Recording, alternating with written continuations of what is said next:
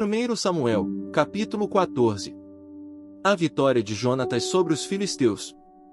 Certo dia, Jonatas, filho de Saul, disse ao seu jovem escudeiro: vamos ao destacamento filisteu, do outro lado.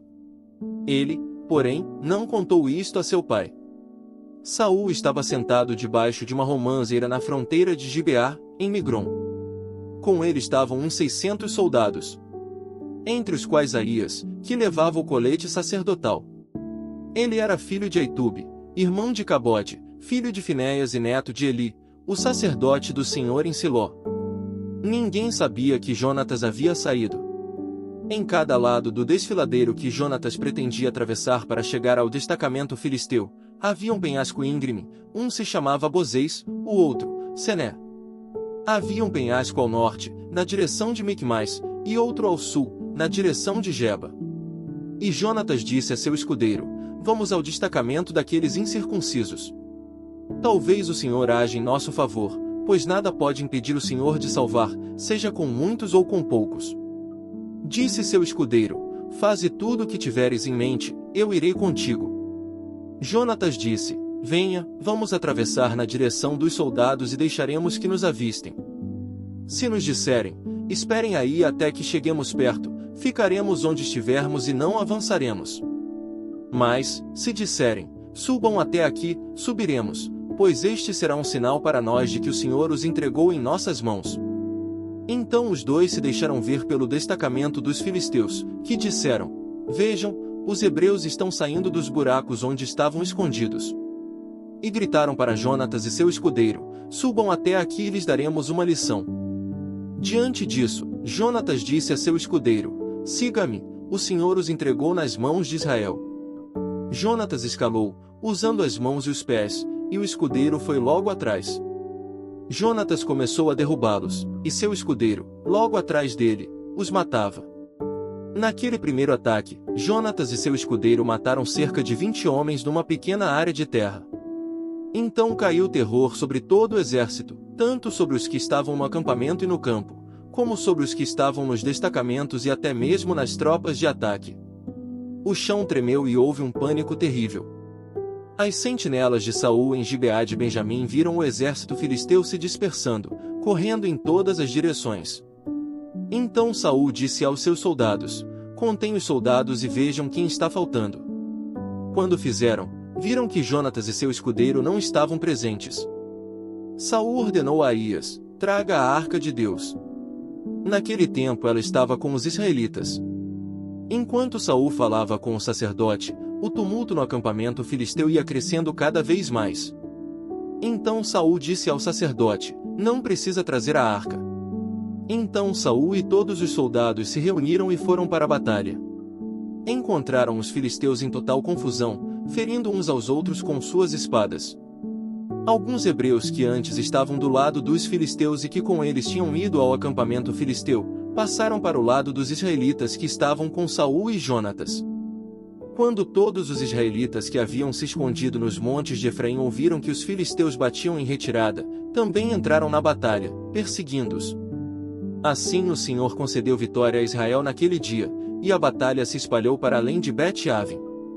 Os homens de Israel estavam exaustos naquele dia, pois Saul havia lhes imposto um juramento, dizendo: maldito seja todo o que comer antes do anoitecer, antes que eu tenha me vingado de meus inimigos.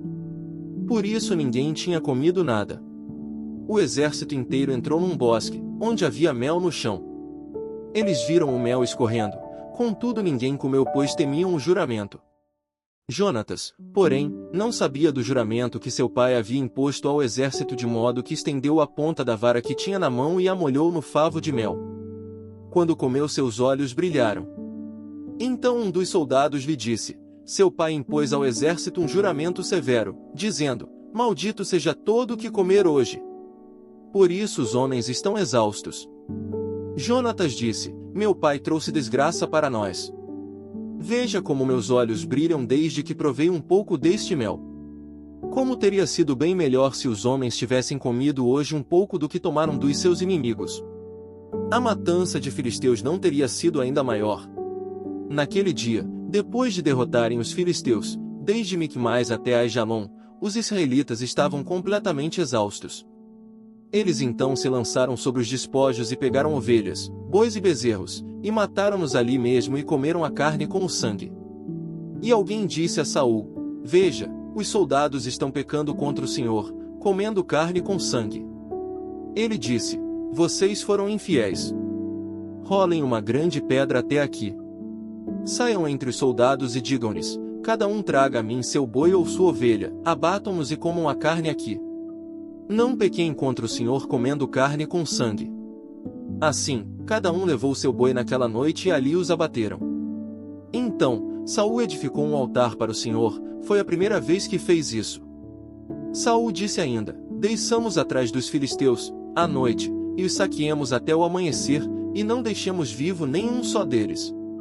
Eles responderam: Faze o que achares melhor. O sacerdote, porém, disse: Consultemos aqui a Deus. Então Saul perguntou a Deus: Devo perseguir os filisteus? Tu os entregarás nas mãos de Israel. Mas naquele dia Deus não lhe respondeu. Disse então Saul: Venham cá, todos vocês que são líderes do exército, e descobramos que pecado foi cometido hoje. Juro pelo nome do Senhor, o libertador de Israel, mesmo que seja meu filho Jonatas, ele morrerá.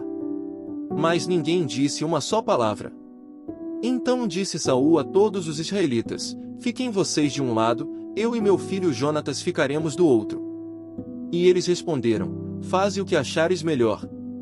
E Saul orou ao Senhor, ao Deus de Israel: Dá-me a resposta certa.